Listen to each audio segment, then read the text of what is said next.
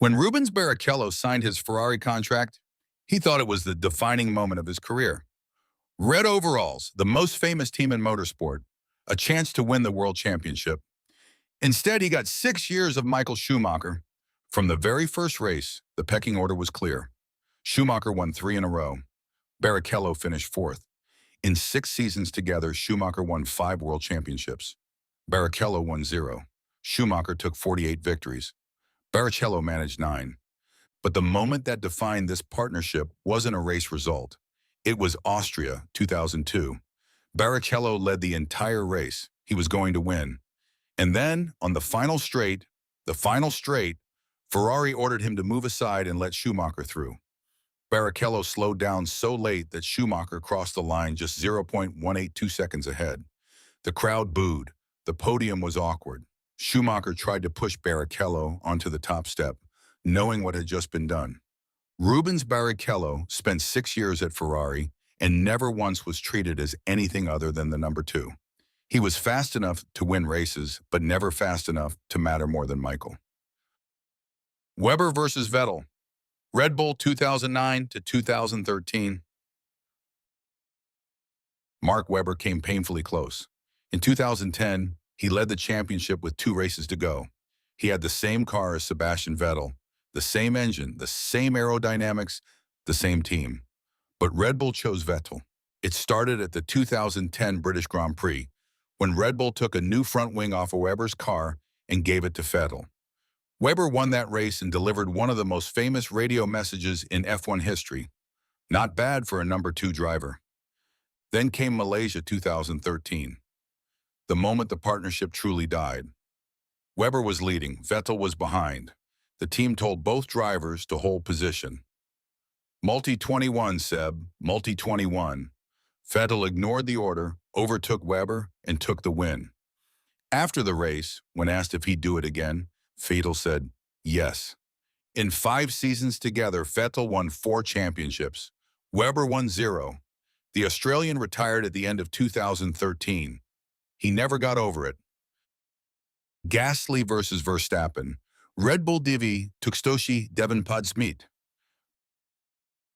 Pierre Gasly's time at Red Bull lasted exactly 12 races, not 12 seasons. 12 races. Promoted from Toro Rosso to replace Daniel Ricciardo, Gasly arrived at Red Bull in 2019 expecting to fight for podiums alongside Max Verstappen. Instead, he was obliterated. The qualifying head-to-head was 1-11 to Verstappen. The race head-to-head was 1-11. Gasly scored 63 points. Verstappen scored 181. Same car, same team, same engineers, completely different results. By the summer break, Red Bull had seen enough. Gasly was sent back to Toro Rosso mid-season, replaced by Alex Albon. It was humiliating. A demotion in the middle of the year, broadcast to the entire world. Gasly called it one of the toughest moments of my career. But here's the twist. Freed from the pressure of Verstappen, Gasly flourished. He took a podium in Brazil that same year. In 2020, he won the Italian Grand Prix at Monza, one of the most emotional victories in recent F1 history. Gasly didn't fail because he wasn't fast. He failed because nobody is fast enough to survive next to Verstappen. Albon versus Verstappen. Red Bull Divi Tukstoshi Devon Podsmeet. Leeds Divi Tukstoshi Devdesmet. Alex Albon saw what happened to Gasly. He took the seat anyway. And the result was the same, just slower to unfold. In 2020, the qualifying record was 0-17 to Verstappen. 0. Albon never once out-qualified his teammate across the entire season. In races, it was 5-12. The gap was enormous, consistent, and impossible to hide. Red Bull dropped Albon at the end of 2020 and replaced him with Sergio Pérez.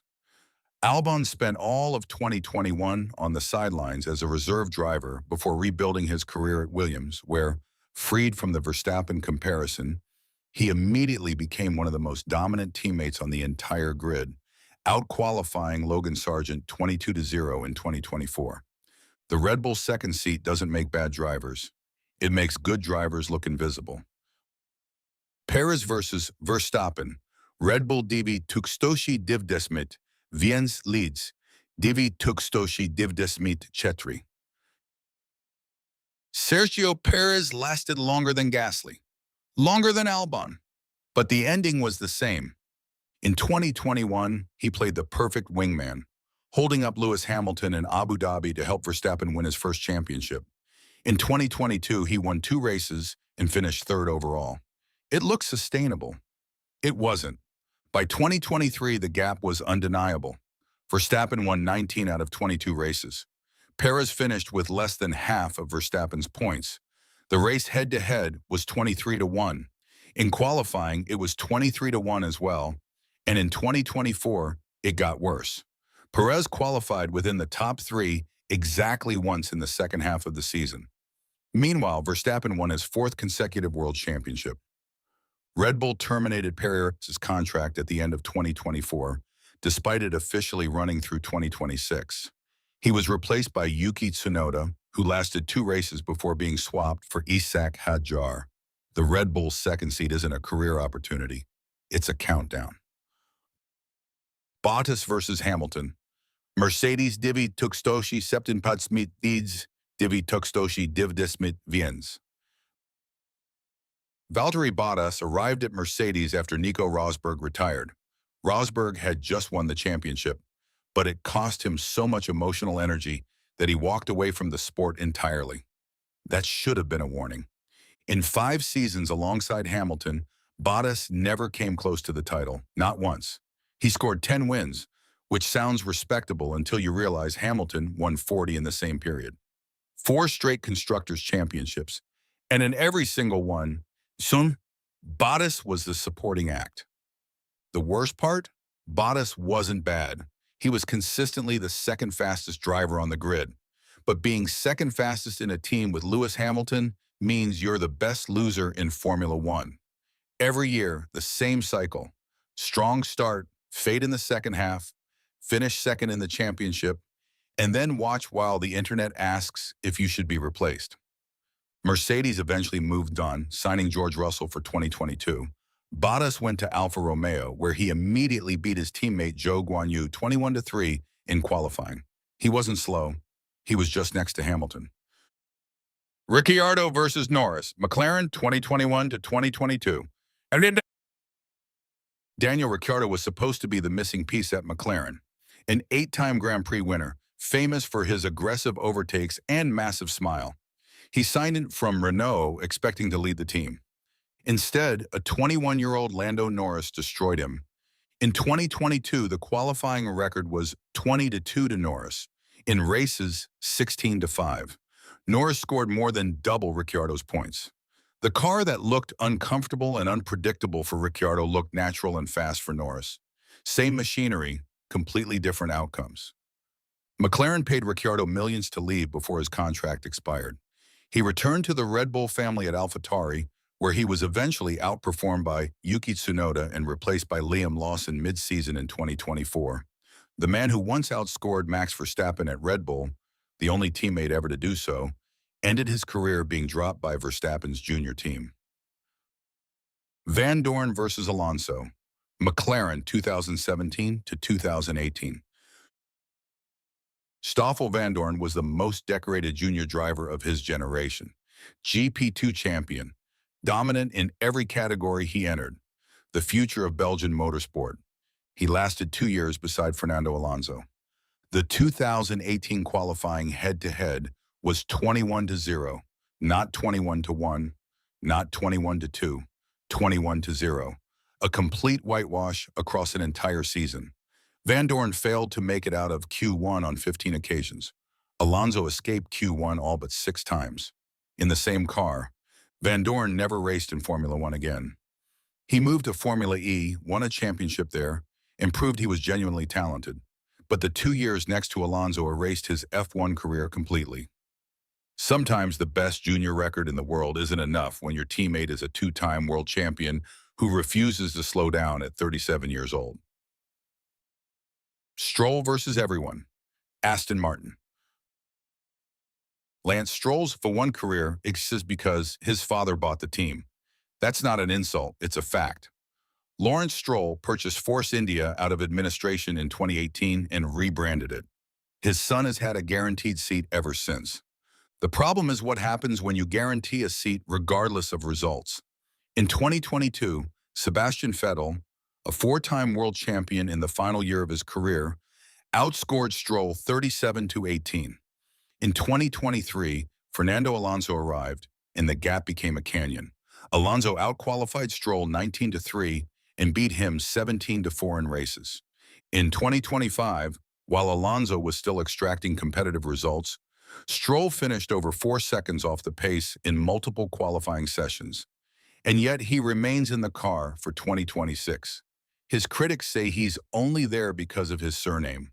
His defenders say he once led the Turkish Grand Prix in 2020, in the rain, on merit. Both things are true. Neither changes the teammate comparison. Hamilton versus Rosberg, Mercedes 2013 to 2016. This isn't a story of one driver being destroyed. This is a story of what it costs to not be destroyed. Lewis Hamilton and Nico Rosberg were childhood friends. They raced together in go-karts as teenagers. They were reunited at Mercedes in 2013 and immediately began fighting for the World Championship when the team became dominant in 2014. Hamilton won the title in 2014. He won it again in 2015. Rosberg was fast, consistent, relentless. And it wasn't enough. Hamilton was simply better on his best days, and his best days came more often. Then came 2016. Rosberg started the season winning 4 races in a row. Hamilton fought back. They collided in Spain, taking each other out and handing Max Verstappen his first ever win. They collided in Austria. They argued through team radio for the world to hear. At one point, Mercedes had to bring in written rules to stop them from racing each other too aggressively. Rosberg won the championship by 5 points. And then he did something nobody expected. He retired. Immediately. At 31 years old, as the reigning world champion, Nico Rosberg walked away from Formula One forever. He later admitted that beating Hamilton required every ounce of energy he had, and that continuing was impossible. Rosberg won the war, but the cost of surviving next to Hamilton was his entire career. Who's next? The 2026 teammate battles. And now, every single one of these dynamics is playing out again. Verstappen has a new victim, Isaac Hadjar, and the countdown has started. Hamilton is at Ferrari alongside Charles Leclerc, and for the first time, the 7-time champion might be the one under pressure. Russell has Kimi Antonelli beside him at Mercedes, a 19-year-old replacing the greatest driver of all time. And Norris sits next to Piastri at McLaren, 2 drivers who battled for the 2025 championship against each other. The teammate battle is the purest test in Formula One. Same car, same strategy, same engineers, no excuses. And every single season, somebody gets destroyed. We're trying to reach 100 subscribers before the Australian Grand Prix on March 8th. If you've watched this far, you're clearly into this. Hit subscribe. It's free, it takes 1 second, and it helps this channel more than you think. Let's get to 100 before Melbourne. I'll see you there.